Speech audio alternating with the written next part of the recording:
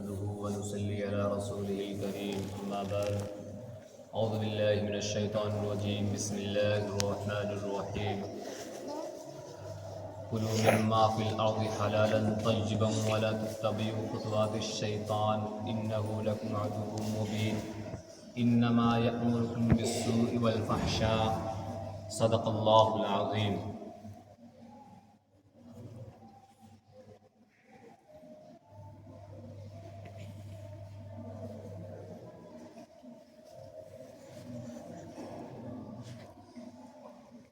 کھاؤ ان چیزوں میں سے جو اللہ تبارک و تعالیٰ نے تمہیں زمین پہ حلال چیزیں دی ہیں، پاکیزہ چیزیں دی ہیں، اور شیطان کے نقش قدم پر نہ چلو، مت چلو، وہ تمہارا کھلا ہوا دشمن ہے. انہ لکم عدو مبین، وہ تمہارا کھلا ہوا دشمن ہے، وہ تمہیں برے کاموں اور بے حیائی کے کاموں کا حکم دیتا ہے.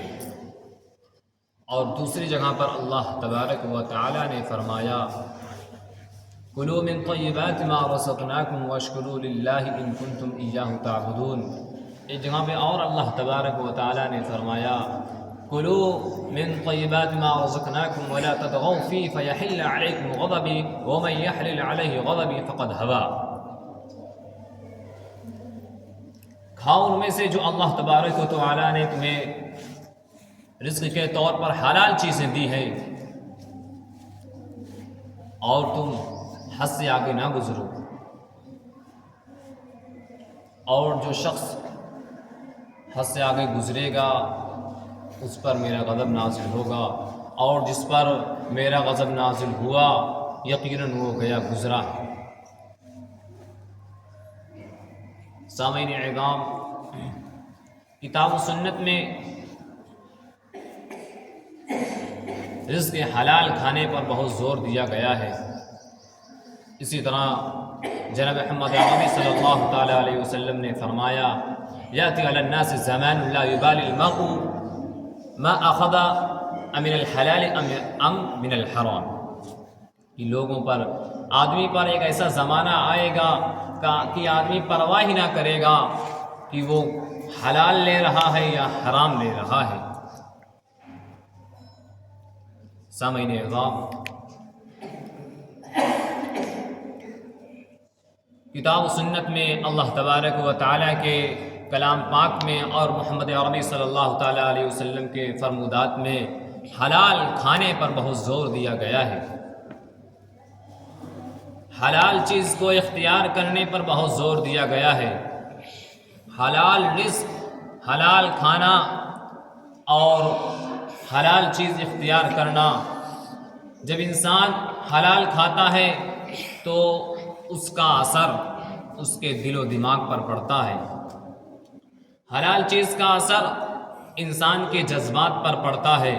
حلال کا اثر انسان کے اولاد پر پڑتا ہے.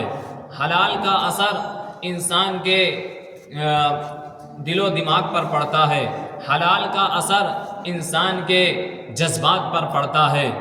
اگر جب انسان حلال کے بجائے حرام کی طرف منہ مارتا ہے تو اس کا دل نورانی سے محروم ہو جاتا ہے، دل میں سخاوت پیدا ہو جاتی ہے، ظلمت پیدا ہو جاتی ہے، دل تاریکیوں میں ہو جاتا ہے. جب انسان حرام کھاتا ہے تو نیک کام کرنا اسے مشکل معلوم ہوتا ہے، بدی کا کرنا آسان معلوم ہوتا ہے. اور جب حرام کھاتا ہے تو جو جذبات کا رخ ہے وہ شیطانی شہواتی کی طرف، شہوانی کی طرف منتقل کرتا ہے، تعلق بڑھاتا ہے. لیکن جب انسان حلال چیز، حلال رزق کھاتا ہے تو دل میں نورانیت پیدا ہوتی ہے، نیک کام کرنا آسان اسے معلوم ہوتا ہے، اولاد فرما بردار ہوتی ہے، اور نہ کسی چیز کا خطرہ ہوتا ہے، نہ کسی حاکم کا اندیشہ ہوتا ہے، نہ کوئی خطرہ محسوس ہوتا ہے اسے. اسی طرح اللہ تبارک و تعالیٰ نے فرمایا یا ایھا الرسل کلوا من الطیبات واعملوا صالحا. اے پیغمبروں، حلال چیزیں کھاؤ اور نیک اعمال کرو. حلال چیز کھانے اور نیک اعمال کرنے میں بظاہر تو کوئی تعلق، کوئی مناسبت معلوم نہیں ہو رہی ہے، لیکن حلال چیز کھانے اور نیک عمل کرنے میں خصوصی مناسبت ہے۔ جب انسان حلال چیز کھائے گا تبھی اس کو نیک اعمال کرنے کی توفیق نصیب ہوگی۔ اللہ تبارک و تعالیٰ نے فرمایا کلوا من طیبات ما رزقناکم واشکروا للہ ان کنتم ایاہ تعبدون، کھاؤ ان میں سے جو اللہ تبارک و تعالیٰ نے تمہیں حلال چیزیں دی ہیں، رزق کے طور پر دی ہیں، اور اللہ تبارک و تعالیٰ کا شکر ادا کرو تو اگر تم اس کے بندے ہو۔ تو اس آیت میں حلال چیز کھانے اور اللہ تبارک و تعالیٰ کا شکر ادا کرنے کا حکم دیا گیا ہے۔ شکر کیوں ادا کیا جائے کہ اللہ تبارک و تعالیٰ نے تمہیں حرام سے بچایا، تمہیں گندی چیزوں سے بچا کر تمہیں حلال چیز عطا فرمائی ہے، اس بات پر اللہ تبارک و تعالیٰ کا شکر ادا کیا جائے۔ اور شکر کی توفیق کب ملتی ہے؟ جب انسان حلال چیزیں کھاتا ہے، جب انسان حلال چیز اختیار کرتا ہے تب جا کے اس کو شکر کی توفیق نصیب ہوتی ہے۔ حرام کھانے والا تو ہمیشہ ناشکری کرتا رہتا ہے، حرام کھانے والا ہمیشہ شاکی ہی میں رہتا ہے، حرام کھانے والا ہمیشہ یہی کرتا رہتا ہے کہ ضرورتیں پوری نہیں ہوتی، حرام کھانے والا ہمیشہ قرضدار رہتا ہے، حرام کھانے والا ہمیشہ پریشان رہتا ہے، اور حرام کھانے والے کے منہ پر لعنت پڑی ہوتی ہے۔ سامعین اعظام، ایک مرتبہ حضرت سعد بن وقاص رضی اللہ تعالی عنہ جناب محمد عربی صلی اللہ تعالی علیہ وسلم کی خدمت میں آتے ہیں اور عرض کرتے ہیں یا رسول اللہ صلی اللہ تعالی علیہ وسلم، آپ ہمارے لیے دعا فرما دیجئے کہ اللہ تبارک و تعالی ہمیں مستجاب الدعوات بنا دے۔ آپ علیہ الصلوۃ والسلام نے کیا فرمایا؟ آپ علیہ الصلوۃ والسلام نے یہ نہیں فرمایا خوب نمازیں پڑھو، آپ نے یہ نہیں فرمایا کہ خوب روزے رکھو، آپ علیہ الصلوۃ والسلام نے فرمایا اپنا کھانا حلال کر لو، اپنا کھانا پاکیزہ بنا لو، مستجاب الدعوات بن جاؤ گے۔ سامعین اعظام، جگہ جگہ پہ حلال کھانے کی، حلال پر زور دیا گیا ہے اور حرام سے بچنے کی تلقین کی گئی۔ میرے محترم بزرگوں اور دوستوں، حلال کھانے کا نقد انعام یہ ہوتا ہے کہ دل منور ہو جاتا ہے، اور اللہ تبارک و تعالی زبان سے حکمت کے چشمے جاری فرما دیتے ہیں۔ حضرت حکیم الامت مجدد ملت حضرت مولانا اشرف علی تھانوی رحمۃ اللہ علیہ فرماتے ہیں کہ حضرت مولانا یعقوب صاحب رحمۃ اللہ علیہ ایک حکایت بیان فرماتے تھے کہ دیوبند میں ایک عبداللہ شاہ تھے جو گھاس کھودا کرتے تھے، اور اس گھاس کو لا کر 8 پیسے میں فروخت کرتے تھے، 4 پیسے اپنے والدہ کو دیتے تھے، 2 پیسے فقیروں میں تقسیم کرتے تھے، اور 2 پیسہ خود اپنے لیے رکھتے تھے۔ مولانا صاحب لوگوں کی عبداللہ شاہ نے جو کام کرتے تھے وہ دعوت کی ایک بار، تو مولانا صاحب نے کہا کہ آپ کے پاس تو گنجائش بھی نہیں، آپ کیسے دعوت کریں گے؟ تو عبداللہ شاہ نے کہا کہ ہم پیسے جمع کریں گے۔ انہوں نے پیسہ جمع کیا اور لا کر حضرت کی خدمت میں پیش کر دیا کہ حضرت آپ اسے خود اس کو استعمال کر لیجئے، خود پکا لیجئے، کیونکہ ہمارے اہل و عیال تو نہیں ہیں، آپ خود اس کو استعمال کر لیجئے، خود پکا لیجئے۔ حضرت مولانا یعقوب صاحب ہانڈی منگوائے اور پکانے والوں جو پکا رہا تھا اس کو وضو کرایا اور کھانا تیار ہو گیا۔ کھانا تیار ہونے کے بعد 2 لقمے سب کھائے۔ مولانا یعقوب صاحب رحمۃ اللہ علیہ فرماتے ہیں کہ 2 لقمے کھانے میں وہ نورانیت محسوس ہوئی کہ مہینوں بھر اللہ تبارک و تعالی سے یکسو ہونے کا من کہہ رہا تھا کہ دنیا کو چھوڑ کر اللہ تبارک و تعالی سے یکسو ہو جاؤں۔ اور مولانا فرما رہے تھے کہ میرے دل میں یہ بات تھی کہ جس کے کمائی میں اتنی برکت ہے، جو کھانا روز ہی کھا رہا ہوگا، جو دونوں ٹائم ہی کھانا کھاتا ہوگا، اس کا دل کیسا نورانیت ہوگا۔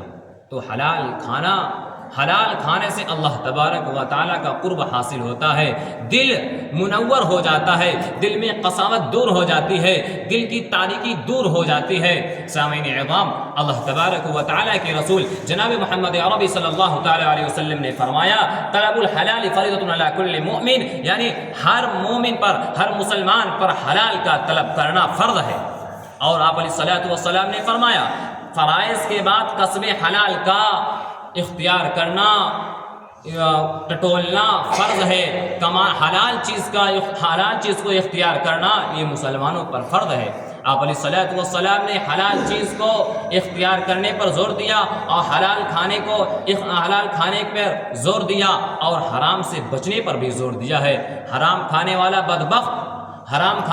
بدبخت بد نصیب ہے، نہ اس کی نماز قبول ہوتی ہے، نہ اس کا صدقہ قبول ہوتا ہے، نہ اس کی خیرات قبول ہوتی ہے، نہ اس کی تلاوت قبول ہوتی ہے، نہ اس کی عبادت قبول ہوتی ہے، کوئی عمل اس کا قبول نہیں ہوتا۔ یہ میں اپنی طرف سے نہیں کہہ رہا ہوں، بلکہ جناب محمد عربی صلی اللہ تعالی علیہ وسلم نے فرمایا من اکل لقمۃ من حرام، جس شخص نے ایک لقمہ بھی حرام کا کھایا، منہ صلاۃ 40 لیلہ، اس کی 40 راتوں کی نماز قبول نہیں ہوتی۔ سامعین اعظام، حضرت عبداللہ بن عمر رضی اللہ تعالیٰ عنہ فرماتے ہیں کہ رسول اللہ صلی اللہ تعالیٰ علیہ وسلم نے فرمایا جس شخص نے 10 درہم میں کوئی کپڑا خریدا اور اس میں 1 درہم حرام کا ہو تو اللہ تبارک و تعالیٰ اس کی وجہ سے اس کی نماز کو قبول نہیں فرماتے جب تک کہ وہ اس کے جسم پر وہ کپڑا ہوتا ہے۔ اور جس شخص نے حرام لقمہ سے اپنے پیٹ کو بھرا تو اللہ تبارک و تعالیٰ اس لقمے کی وجہ سے 40 دن کی عبادت کو قبول نہیں فرماتے۔ حضرت ابو ہریرہ رضی اللہ تعالیٰ عنہ فرماتے ہیں جس کا کھانا حرام، جس کا پینا حرام، جس کا پہننا حرام، پھر اس کی وجہ سے اس کی دعا کیسے قبول ہو سکتی ہے؟ جو شخص حرام طریقے سے مال کمائے پھر اس کو اللہ تبارک و تعالیٰ کی راہ میں بھی خرچ کرے، صدقات کرے، خیرات کرے اور فقیروں میں تقسیم کرے، جب وہ قیامت کے دن جائے گا تو سب کو جمع کیا جائے گا اور اس قیامت کے دن اس کے ساتھ اس کو بھی جہنم میں ڈال دیا جائے گا۔ اللہ تبارک و تعالیٰ نے حرام کھانے پر بہت زور دیا، حرام کھانے سے بچنے پر بہت زور دیا۔ اللہ تبارک و تعالیٰ نے فرمایا یا ایھا الذین آمنوا لا تأکلوا اموالکم بینکم بالباطل تدلوا بها، یا ایھا الذین آمنوا لا تأکلوا اموالکم بینکم بالباطل، اے ایمان والو ایک دوسرے کو آپس میں ایک دوسرے کا مال باطل طریقے سے مت کھاؤ۔ ومن یفعل ذلک عدوانا وظلما فسوف نصلیہ نارا، اور جو شخص ظلم اور ذاتی کی وجہ سے ایسا کرے گا اللہ تبارک و تعالیٰ اس کو آگ میں داخل فرمائیں گے۔ ومن یفعل ذلک عدوانا وظلما فسوف نصلیہ نارا وکان ذلک علی اللہ یسیرا، اللہ پر ایسا کرنا آسان ہے۔ سامعین اعظام، آج مسلمانوں میں، آج نوجوانوں میں حال کیا ہے؟ اور نوجوانوں کا حال حرام کی طرف بڑھ رہا ہے۔ اب دیکھیے IPL کا سیزن آنے والا ہے، تمام حرام کھانے والے نکل آئیں گے، تمام سٹے باز نکل آئیں گے، تمام جوا کھانے والے نکل آئیں گے اور اپنے حلال کی کمائی کو، اپنے پسینے کی کمائی کو، اپنے خون پسینے کی کمائی کو حرام چیزوں میں لگائیں گے۔ اور ایک گناہ تو یہ ہے اپنے حلال کمائی کو حرام میں لگاتے ہیں، اور دوسری بات یہ ہے اگر مان لیجئے وہ جیت جاتے ہیں، کتنا جیت جائیں گے؟ 1000 2000 لاکھ 2 لاکھ، پھر اسی پیسے سے اپنے اہل و عیال کا پیٹ بھریں گے، اپنے ماں باپ کا پیٹ بھریں گے، اپنا پیٹ بھریں گے، اور اپنے اوپر جو کپڑا ہوگا وہ بھی حرام کا ہوگا۔ میرے دوستوں، تم اتنی محنت سے مشقت اٹھا کر، سردی گرمی برداشت کر کے تم نماز پڑھتے ہو، تکلیفیں اٹھا کر روزے رکھتے ہو اور زکوٰۃ دیتے ہو، خون پسینے کی کمائی سے تم زکوٰۃ نکالتے ہو، میرے دوستو تم سلام نہیں پھیرتے، تمہاری عبادت تمہارے منہ پہ مار دی جاتی ہے۔ حرام کھانے سے بچیے، حرام کھانے سے بچیے۔ آج کا دور یہ ہے، طرح طرح کے ایپ نکل آئے ہیں، لوگ اپنا پیسہ، نوجوان اپنا پیسہ حرام چیزوں میں لگا رہے ہیں۔ سامعین اعظام، سمجھ لیجئے مرنے کے بعد آنکھ کے پتھر منہ میں ٹھونسے جائیں گے۔ ہاں، حرام کھانے سے بچیے۔ جب آپ کا کھانا حرام ہوگا، آپ کا پینا حرام ہوگا، آپ کا لباس حرام ہوگا، آپ کی عبادت قبول نہیں ہوگی۔ آپ لاکھ گڑ گڑائیں، آپ لاکھ سر لگڑیں، آپ لاکھ سجدے کریں، آپ کی عبادت آپ کے منہ پہ مار دی جائے گی۔ اسی لیے آپ سے درخواست ہے، حرام چیزوں سے بچیے، آپ حرام کام سے بچیے، آپ حرام کمائی سے بچیے۔ اسی طرح جو حضرات ملازم ہیں، جو حضرات سروس والے ہیں، وہ اپنے وقت کی پابندی کریں، وہ اپنے وقت کی پابندی کریں۔ مثال کے طور پر کوئی ملازم، اس کی تنخواہ 30,000 ہے اور وہ روزانہ ملازمت کرتا ہے، روزانہ آفس جاتا ہے، ایک دن کی تنخواہ اس کی 1,000 روپیہ ہے۔ اس کی مثال کے طور پر اس کی ڈیوٹی 5 گھنٹے ہے، اب 1 گھنٹے کی قیمت نکل کر آئی 200 روپیے، مثال کے طور پر اس کی ڈیوٹی 9 بجے ہے، اب جا رہا ہے 10 بجے، تو اور تنخواہ لے رہا ہے پوری، اور اسی طرح اگر 9:30 بجے جا رہا ہے اور تنخواہ پوری لے رہا ہے، یہ آدھا گھنٹے کی تنخواہ کس عمل پہ لے رہا ہے؟ کس عمل پہ لے رہا ہے؟